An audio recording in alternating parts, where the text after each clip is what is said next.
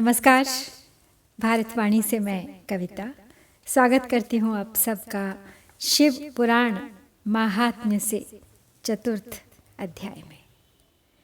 तो आज के अध्याय में है चंचुला की प्रार्थना से ब्राह्मण का उसे पूरा शिव पुराण सुनाना और समयानुसार शरीर छोड़कर शिवलोक में जा चंचुला का पार्वती जी की सखी हो जाना।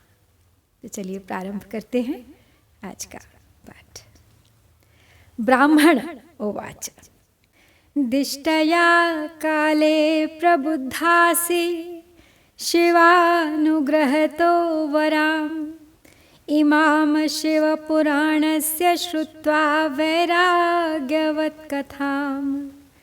मा भैषीर्द्विजपत्नी त्वं शिवस्य शरणं व्रज शिवानुग्रहतः सर्वं पापं सद्यो विनश्यति वक्ष्यामि ते परं वस्तु शिवकीर्तिसमन्वितं भविष्यति गतिर्येन सर्वदा ते सुखावहा।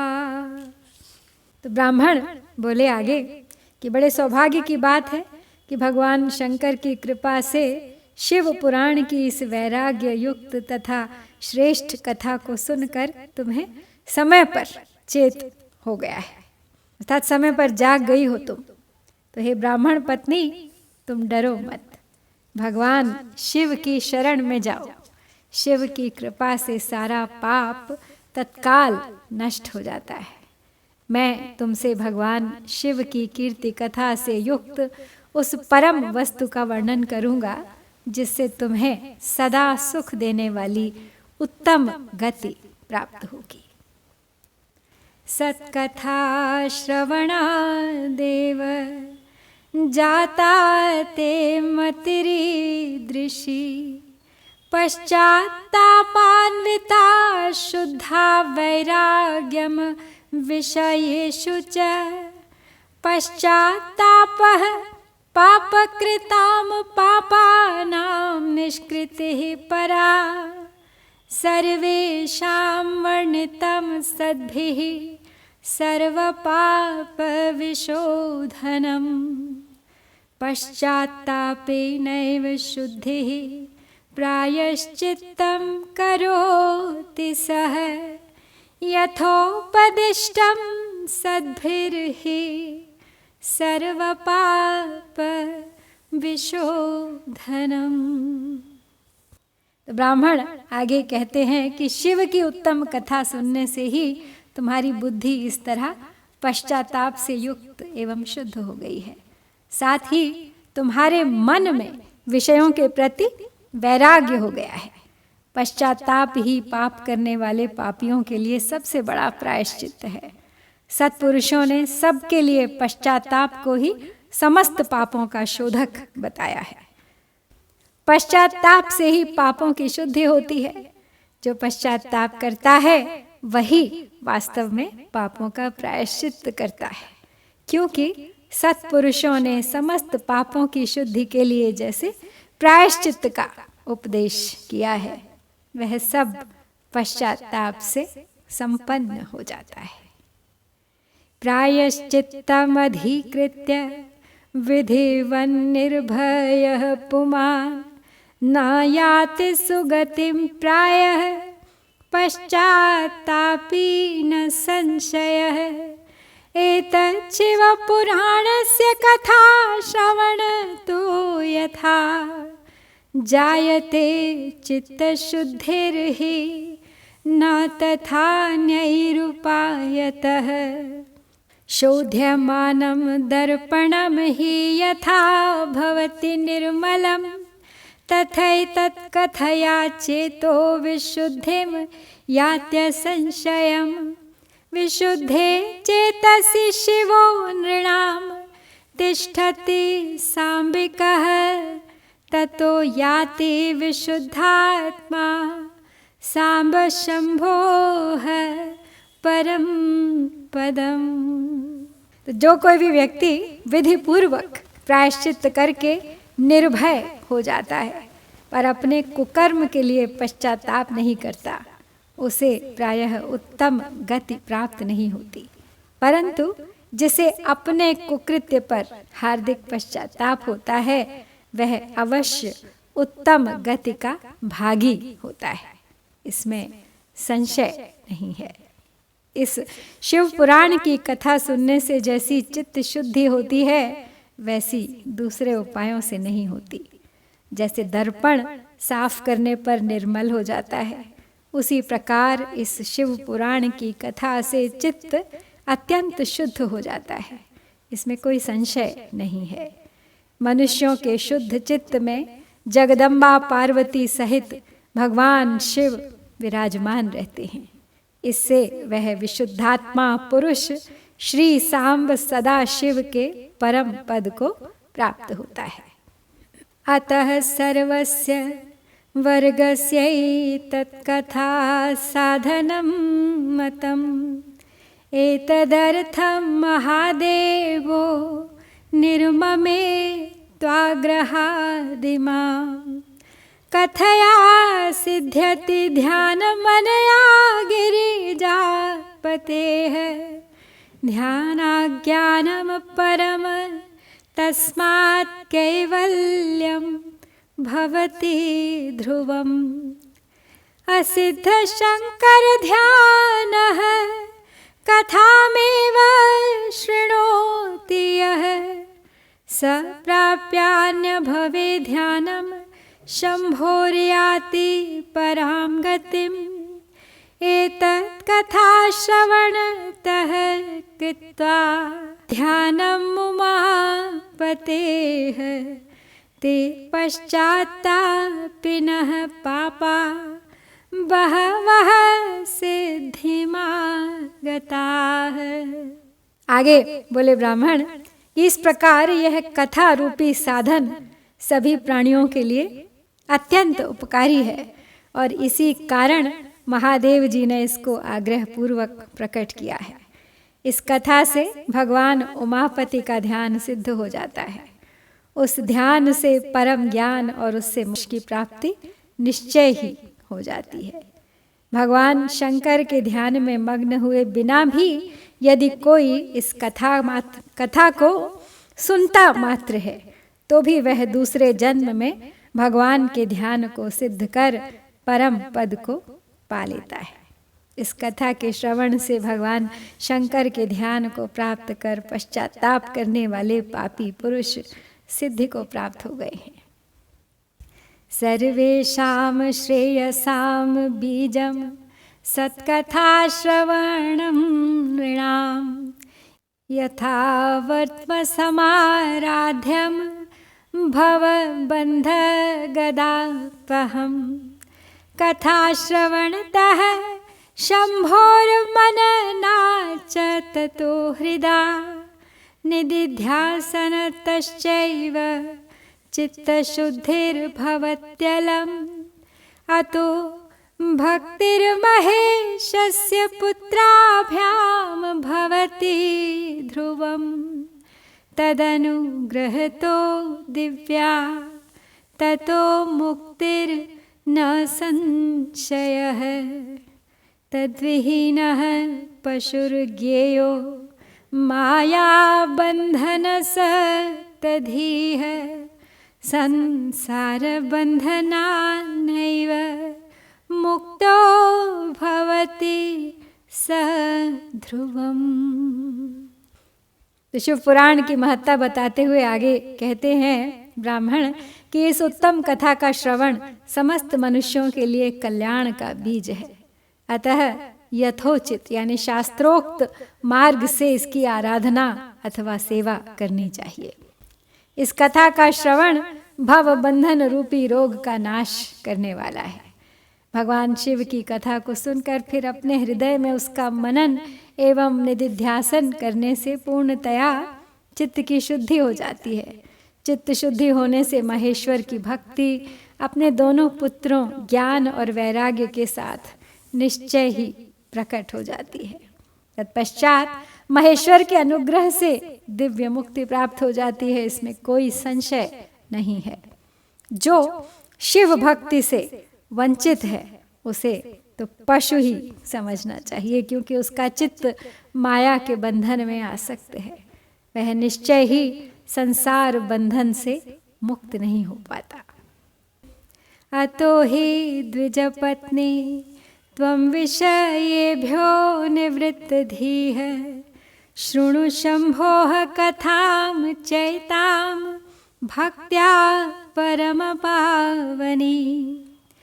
शृण्वन्त्याः सत्कथामेतां शङ्करस्य परात्मनः शुद्धिमेष्यति चेतस्ते ततो मुक्तिमवाप्स्यसि। ध्यायतः शिवपादाब्जं चेतसा निर्मलेन वै एकेन जन्मना मुक्तिः सत्यं सत्यं वदाम्यहम्। तो ब्राह्मण आगे बोले कि हे ब्राह्मण पत्नी, इसलिए तुम विषयों से मन को हटा लो और भक्ति भाव से भगवान शंकर की इस परम पावन कथा को सुनो। परमात्मा शंकर की इस कथा को सुनने से तुम्हारे चित्त की शुद्धि होगी और उससे तुम्हें मोक्ष की प्राप्ति हो जाएगी। निर्मल चित्त से भगवान शिव के चरणार बिंदों का चिंतन करने वाले की एक ही जन्म में मुक्ति हो जाती है। यह मैं तुमसे सत्य सत्य कहता हूं। तो ब्राह्मण ने अब अपनी कथा समाप्त कर दी है और ये सब सूत जी सुना रहे हैं। तब सूत जी आगे कहते हैं शौनक ऋषि से, सूत उवाच इत्युक्त्वा स द्विजवरो वरः शैवः कृपार्द्रधीः तूष्णीं बभूव शुद्धात्मा शिव ध्यान परायणः।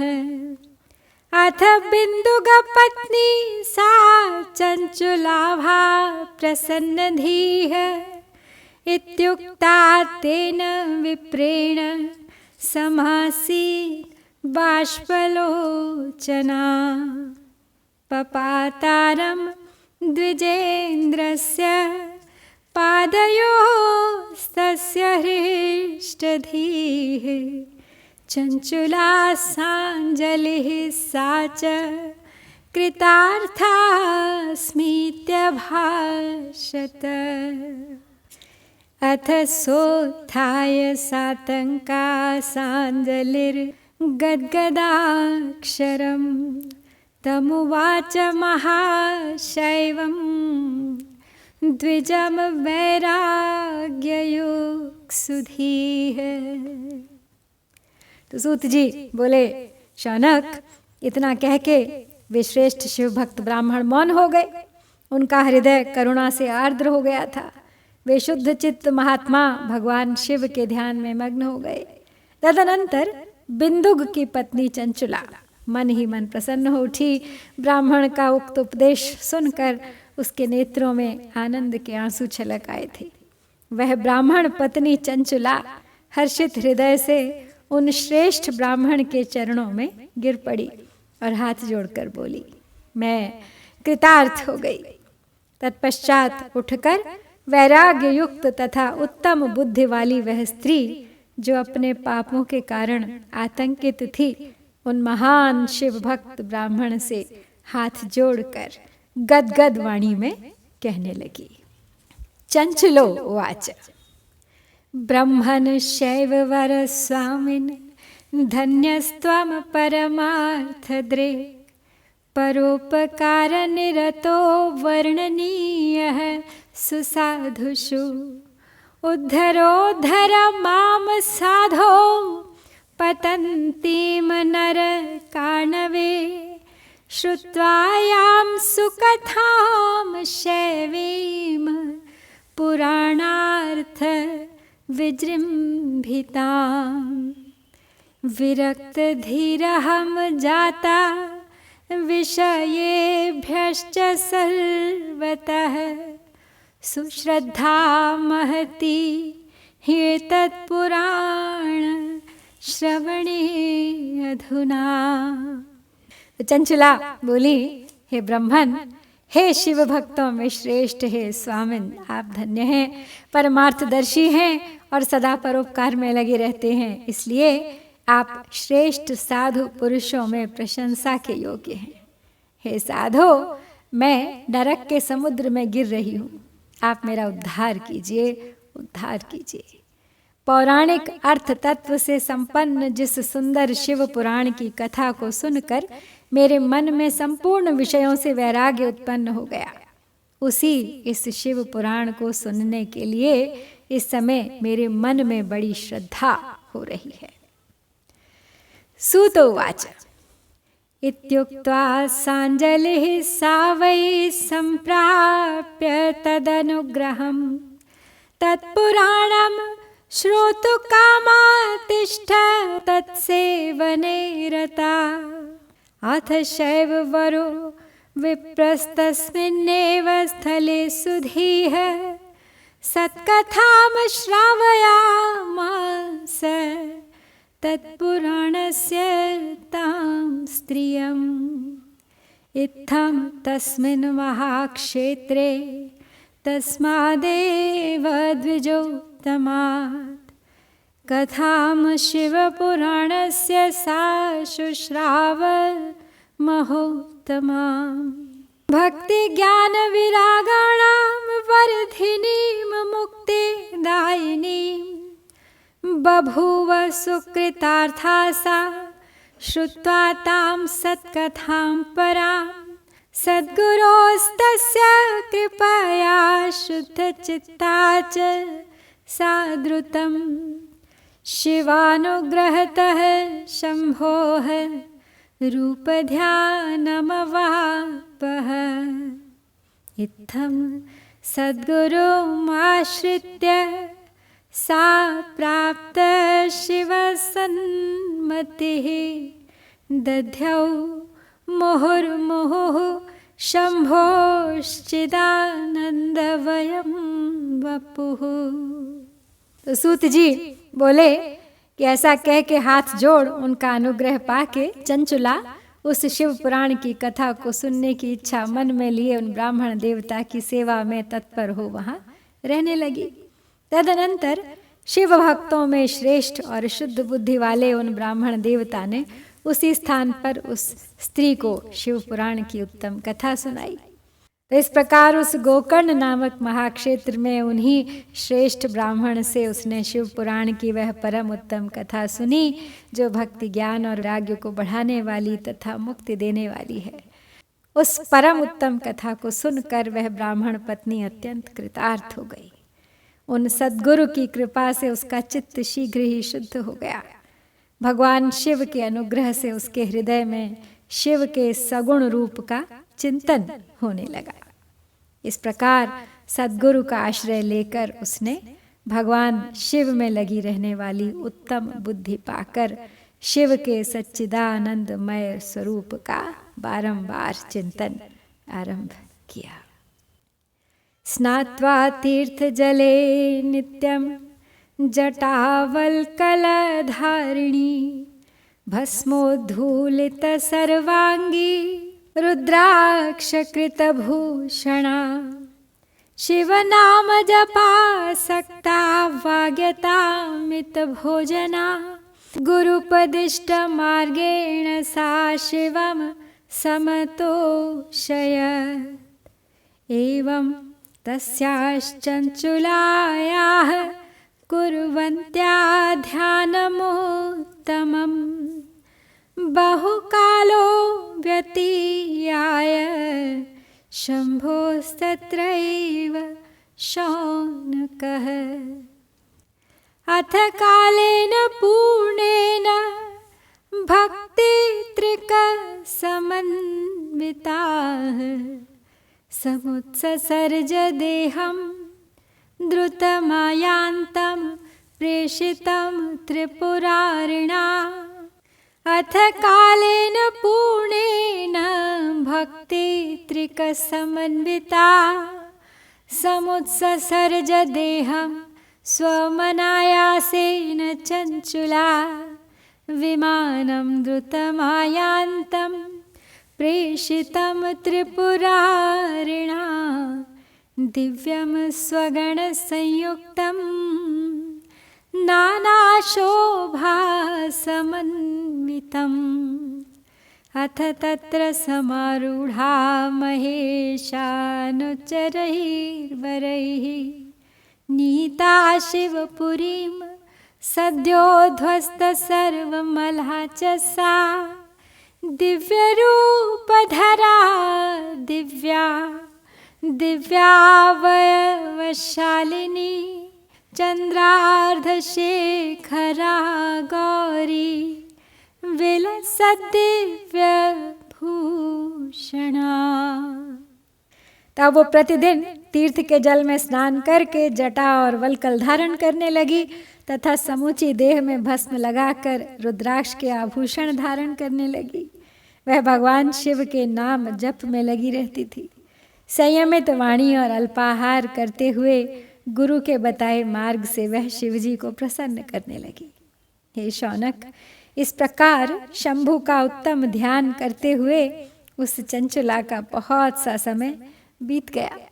तत्पश्चात समय पूर्ण होने पर भक्ति ज्ञान और वैराग्य से युक्त हुई चंचला ने अपने शरीर को बिना किसी कष्ट के त्याग दिया। इतने त्रिपुर शत्रु भगवान शिव का भेजा हुआ एक दिव्य विमान द्रुत गति से वहां पहुंचा, जो उनके अपने गणों से संयुक्त और भांति भांति के शोभा साधनों से संपन्न था। चंचला उस विमान पर आरूढ़ हुई और भगवान शिव के श्रेष्ठ पार्षदों ने उसे तत्काल शिवपुरी में पहुंचा दिया। उसके सारे मल सारे पाप धुल गए थे। वह दिव्य रूप धारिणी दिव्यांगना हो गई थी।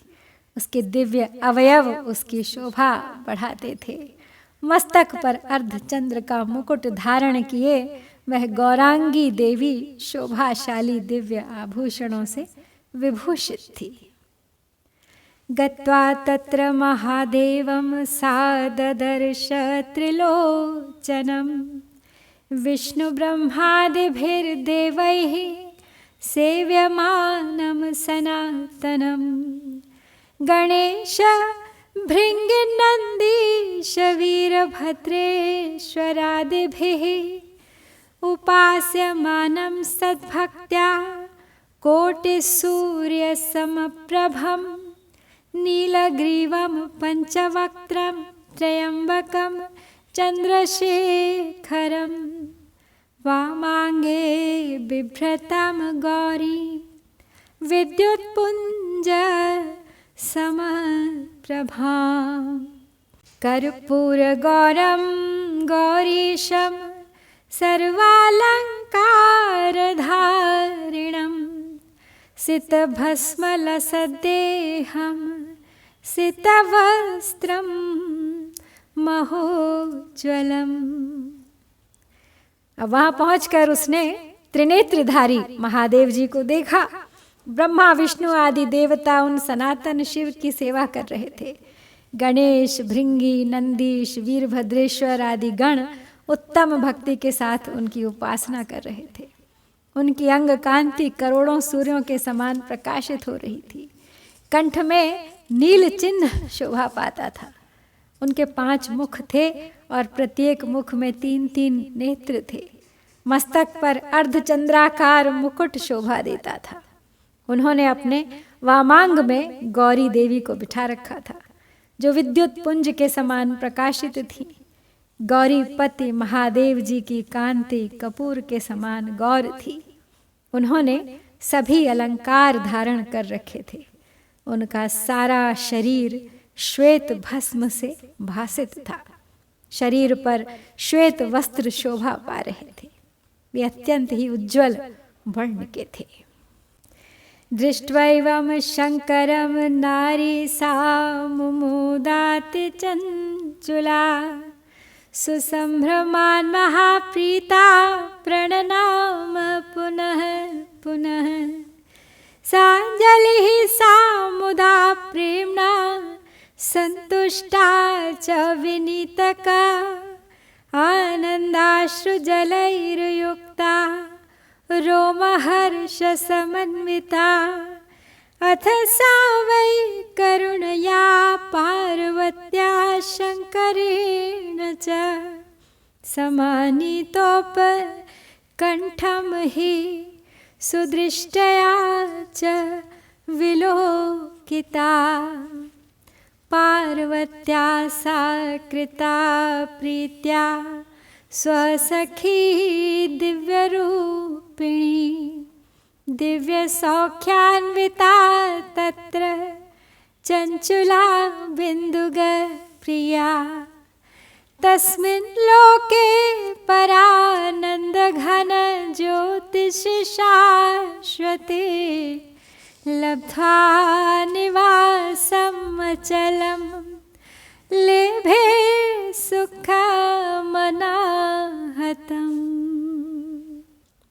तो इस प्रकार परम उज्जवल भगवान शंकर का दर्शन करके वह ब्राह्मण पत्नी चंचुला बहुत प्रसन्न हुई। अत्यंत प्रीत युक्त होकर उसने बड़ी उतावली के साथ भगवान को बारंबार प्रणाम किया। फिर हाथ जोड़कर वह बड़े प्रेम आनंद और संतोष से युक्त हो विनीत भाव से खड़ी हो गई। उसके नेत्रों से आनंदाश्रुओं की अविरल धारा बहने लगी तथा संपूर्ण शरीर में रोमांच हो गया। उस समय भगवती पार्वती और भगवान शंकर ने उसे बड़ी करुणा के साथ अपने पास बुलाया और सौम्य दृष्टि से उसकी ओर देखा। पार्वती जी ने तो दिव्य रूप धारिणी बिंदुग प्रिया चंचुला को प्रेम पूर्वक अपनी सखी बना लिया। वह उस परमानंद घन ज्योति स्वरूप सनातन धाम में अविचल निवास पाकर दिव्य सौख्य से संपन्न हो अक्षय सुख का अनुभव करने लगी। तो इस प्रकार यहाँ पर हम श्री स्कंद महापुराण के अंतर्गत शिव पुराण महात्म्य में चंचुला सद्गति वर्णन नाम का चौथा अध्याय पूर्ण करते हैं। इति श्री स्कंदे महापुराणे शिव पुराण महात्म्ये चंचुला सद्गति वर्णनम नाम चतुर्थो अध्याय। ओम श्री सांब शिवाय नमः। जय भारत।